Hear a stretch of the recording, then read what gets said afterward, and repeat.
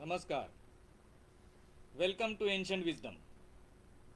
Today our subject is going to be bariatric brain surgery. It is a medical procedure which utilizes very ingeniously principles of working of brain. How? That we'll see now. Bariatrics is that branch of medicine which deals with obesity, fatness, and related cures or related remedies. Interestingly, one of the most popular methods of reducing or overcoming obesity is having a intestinal surgery. After this intestinal surgery, your need for food, or rather we would say your want for food, is substantially reduced. You don't feel like eating, or you don't feel like eating much at any one point of time, and as a result of which your food intake reduces substantially, and as the food intake reduces, so does your weight. And this reduction is translated into slender body, reduced weight, and in many cases increased confidence. So how is this achieved? In this case, what they do is they put up a clamp near the top of the intestine or the stomach in general terms, as a result of which the overall volume that is available of the stomach for food intake itself reduces.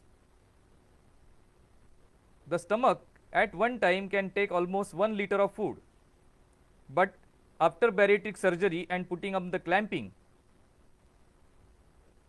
within 15 grams or 20 grams of food intake or 200 ml of water intake, one starts feeling full and does not want to eat anything more or does not want to drink anything more. After a few minutes, that is maybe half an hour later, the person might feel hungry again, but again he feels full after 2 or 3 mouthfuls of food. So at any point of time, the person cannot go in for eating large quantities of food, which is generally seen as one of the characteristics in people affected with obesity. Unintended but ungoverned eating. So now, how is it brain surgery?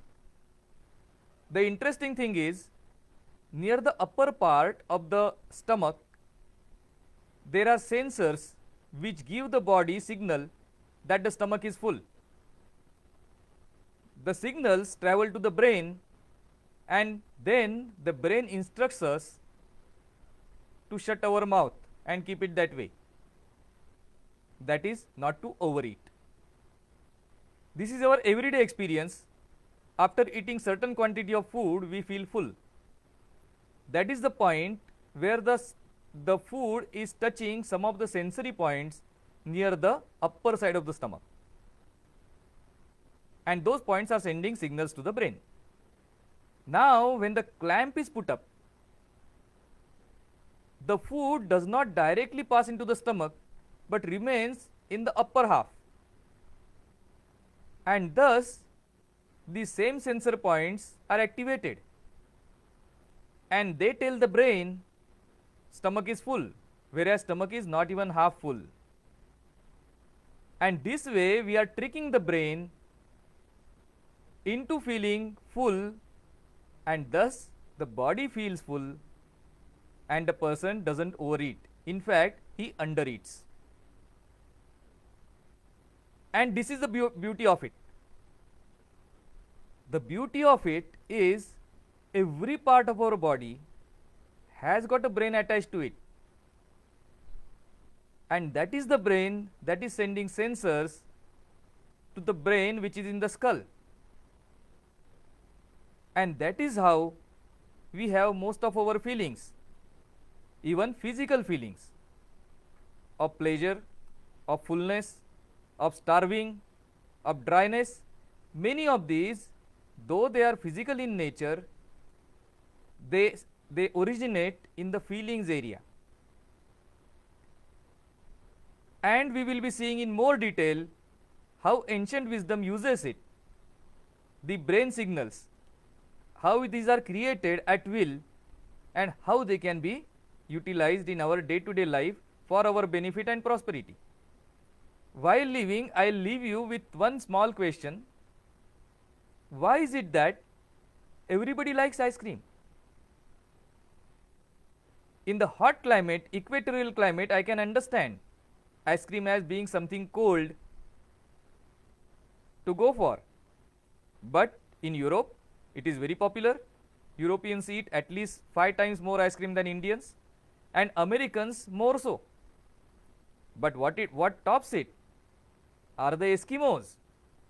Eskimos who are staying in 100% ice, they too eat ice cream and adore it. Why? We'll leave you with that question. Namaskar.